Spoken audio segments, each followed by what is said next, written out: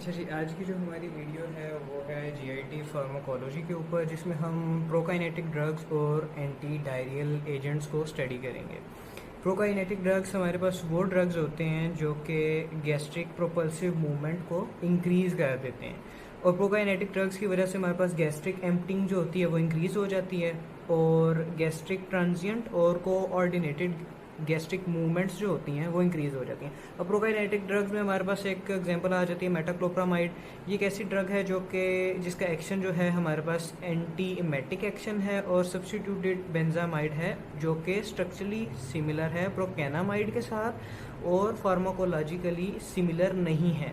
अच्छा, इसकी similarity procainamide के साथ देखें, स्ट्रक्चरली तो है लेकिन फार्माकोलॉजिकली ये सिमिलर नहीं है। ठीक है, जीआईटी के ऊपर अगर हम इसका इफेक्ट डिस्कस करेंगे तो ये गैस्ट्रिक एम्पटिंग करवा देता है, पेरिस्टाल्सिस करवा देता है और ड्यूडेनम की रिलैक्सेशन करवा देता है। ठीक है, सीएनएस के ऊपर अगर आप इसका इफेक्ट को स्टडी करेंगे तो एपोमॉर्फिन को ब्लॉक करवा देता है और वॉमिटिंग को इंड्यूस करवाता है। ब्लॉक कर देता है डोपामिनर्जिक रिसेप्टर्स को जो कि कीमो रिसेप्टर ट्रिगरिंग जोन के ऊपर होते हैं। ठीक है, और एंटी इमेटिक एक्शन को ये एट द एंड कॉज करता है। मोड ऑफ एक्शन अगर इसका आप देख लें या मैकेनिज्म ऑफ एक्शन अगर आप इसका देख लें तो मेटाक्लोप्रामाइड जो है हमारे पास D2 रिसेप्टर्स को ब्लॉक कर देती है, 5-HT3 रिसेप्टर्स को भी ब्लॉक कर देती है, और इसमें ये हमारे पास 5-HT4 रिसेप्टर्स को स्टिमुलेशन उनकी कॉज करती है।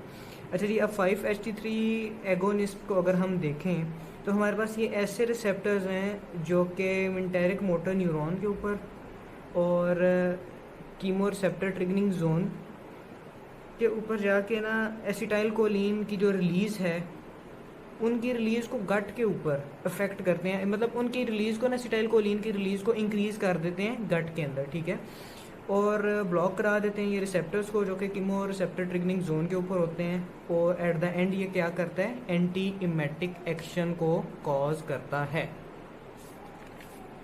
फर्दर अगर हम देखें 5-HT4 एगोनिज्म को तो इसमें ये होता है कि मेटाक्लोप्रामाइड स्टिमुलेशन कॉज करती है प्राइमरी एफरेंट न्यूरॉन्स की। 5-HT4 रिसेप्टर जो है बाद में एसिटाइल कोलिन की रिलीज को इंक्रीज कर देता है। अच्छा, उसकी रिलीज को एसिटाइल कोलिन की रिलीज को इंक्रीज होने की वजह से हमारे पास गैस्ट्रिक मोटिलिटी जो है और जो गैस्ट्रिक एम्पटिंग है वो हमारे पास इंक्रीज हो जाती है। ठीक है, अब अगर इसमें इसकी प्रोकाइनेटिक्स को हम देखें तो मेटाक्लोप्रामाइड जो है हमारे पास रेडिली ऑब्जॉर्ब हो जाता है। हाफ लाइफ जो इसकी है हमारे पास 5 to 6 आवर्स होती है। ड्यूरेशन अगर बच्चों इसकी देख लें हम तो 4 to 6 आवर्स होती है, और अगर इसकी एलिमिनेशन देख लें तो हम ये यूरिन के थ्रू इसकी एक्सक्रीशन होती है 24 आवर्स के अंदर, और ये प्लेसेंटा और ब्रेन को क्रॉस करती है। अब अगर हम इसका ओरल एक्शन देखें तो ओरली जो इसका एक्शन ऑफ ड्यूरेशन होता है वो हमारे पास 30 मिनट्स to 1 आवर तक होता है। ठीक है, अगर हम इसको इंट्रावीनसली देंगे तो ये हमारे पास 2 मिनट्स के अंदर अपना एक्शन शो करेगी, और अगर हम इसको इंट्रा मस्कुलरली देंगे तो ये हमारे पास 10 मिनट्स के अंदर अपना जो एक्शन है वो शो करेगी।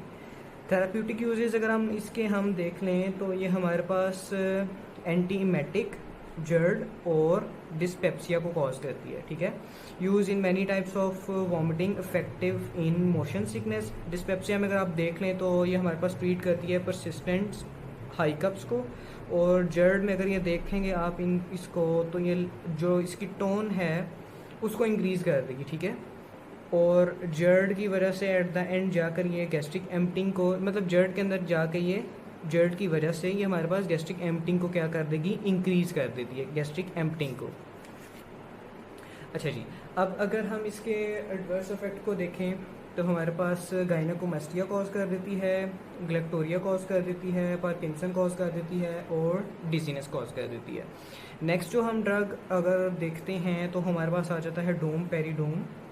अच्छा, डोमपेरिडोन में ये होता है हमारे पास कि हमारे पास ये एंटीमेटिक ड्रग है जो कि अगेन स्ट्रक्चरली और केमिकली सिमिलर है हेलोपेरिडोल से, और फार्माकोलॉजिकली अगर इसकी सिमिलरिटी देखी जाए तो हमारे पास मेटाक्लोप्रामाइड के साथ सिमिलर है फार्माकोलॉजिकली। ठीक है, बेसिकली हमारे पास D2 एंटागोनिस्ट होता है और क्रॉस कर जाती है ब्लड ब्रेन बैरियर को, लेकिन पुअरली क्रॉस करती है, इतना इफेक्टिवली ये क्रॉस नहीं करती ब्लड ब्रेन बैरियर को, ठीक है।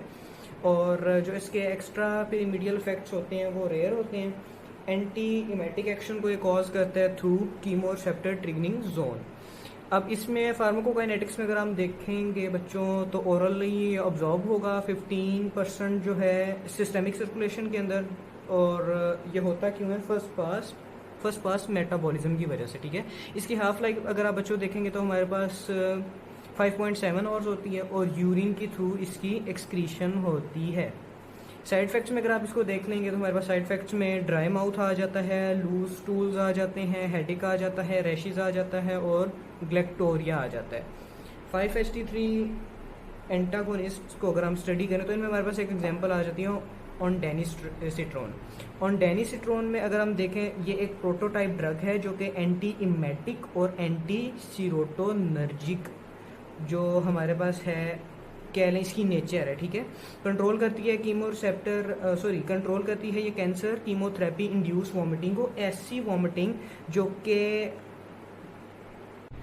अच्छा जी। अब आप लोग अगर देख लेंगे इनका मैकेनिज्म ऑफ एक्शन में ये करते हैं, ब्लॉक कर देते हैं depolarising action of 5-HT3 receptors, block कर देते हैं GIT इंड्यूस वॉमिटिंग को, और डज नॉट ब्लॉक डोपामीन। अच्छा, डोपामीन जो रिसेप्टर्स होते हैं उनको ये ब्लॉक नहीं करता, ठीक है।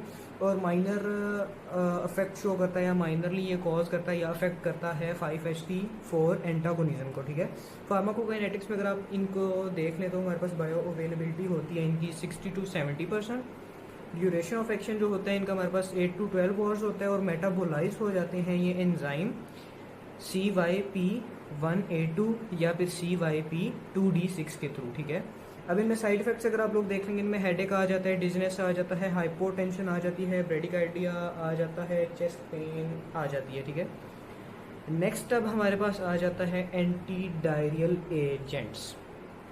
डायरिया हमारे पास बेसिकली ये होता है कि टू फ्रीक्वेंट या फिर to precipitate passage of poorly formed stools, ठीक है। स्टूल्स आपको लूज आते हैं और ज़्यादा तादाद में आते हैं, या नॉर्मल रूटीन से थोड़ा हट के आते हैं, ठीक है। अब WHO के according passage of 2 to 3 stools passage of 2 to 3 और मोर टाइम्स ऑफ स्टूल्स और वाटर, हाँ जी, ये अगेन जो ऊपर मैंने बात की है ये वही है, ठीक है। एंटी डायरियल एजेंट्स में हमारे पास ये होता है कि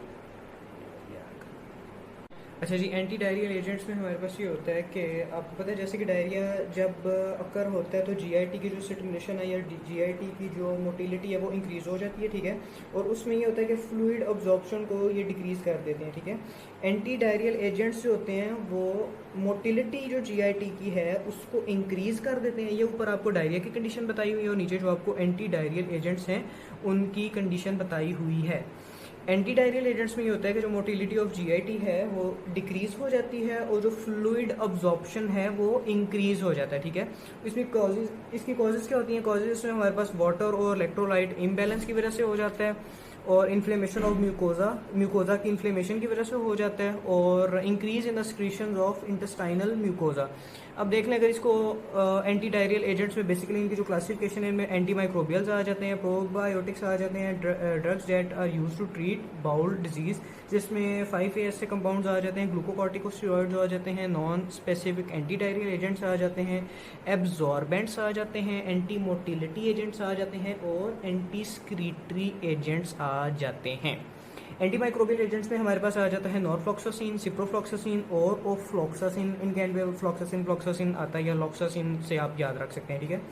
अब drugs that are used to treat bowel disease, जिसमें आपके पास 5 ऐसे कंपाउंड्स आ जाते हैं। इनमें आपके पास सालाजीन इनके एंड पे आता है, जिसमें सल्फासालाजीन, मिसासालाजीन, और ये हमारे पास ग्लूकोकॉर्टिकोस्टेरॉइड्स अगर को हम देखें, अगर हमारे पास इसमें बेसिकली एक ड्रग आती है प्रेडनिसोलोन, ठीक है। Non specific anti diarrhoeal agents में हमारे पास आ जाता है स्पागुला और मिथाइल सेलुलोज। एब्जॉर्बेंट्स में हमारे पास आ जाता है ये कट हुआ है। अब्जॉर्बेंट्स में हमारे पास आ जाता है स्पागोला और मिथाइल सेलुलोज। एंटीस्क्रीटरी जो एजेंट्स हैं हमारे पास आ जाते हैं, इनमें बिस्मुथ और सब सैलिसाइलेट, ठीक है। एंटी मोटिलिटी एजेंट्स में हमारे पास आ जाते हैं कोडीन, लोप्रामाइड और डाइफिनॉक्साइलेट। अच्छा जी, अब ये हमारे पास आज हमने पढ़ लिए प्रोकाइनेटिक ड्रग्स और anti diarrhoeal agents. Next videos में इंशाल्लाह हम लेक्सेटिव और हम जो पेप्टिक अल्सर है उसको डिटेल से डिस्कस करेंगे।